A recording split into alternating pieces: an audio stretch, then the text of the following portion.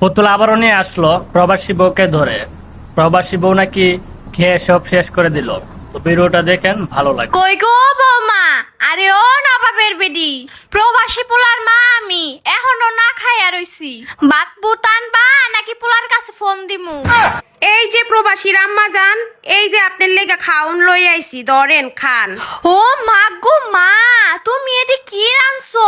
আল্লাহ গো, ওরে আল্লাহ, প্রবাসী আম্মা যান, আপনি এরম করতেছেন কে লিগা?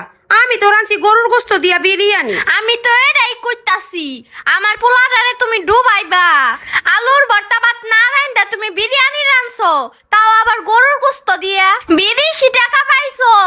আমার পোলাটাই বিদেশে কি কষ্টটা করতাছে, খায়া না খায়া টাকা পাঠায়, আর এটি তুমি গরুর গোস্ত খায়া শেষ করতাছো। আমি হলাম প্রবাসীর মা, আমি বাচ্চা থাকতে আমার পোলার টাকা ধ্বংস করতে দিতাম না। হনো, কালকের থেকে খালি আলুর ভর্তা আর মরিচ বাটা বাঁধবা। সপ্তাহে একদিন মুসুরির ডাল রান্না খাইও। গোস্ত খাইতে মনে চাইলে বাপের বাড়ি যাইয়া খাইয়াইও, তাও আমার পোলার টাকা দিয়ে এমনি ধ্বংস করো না। আমার পোলাটারে একটু দেশে আইতে দিও। হ্যালো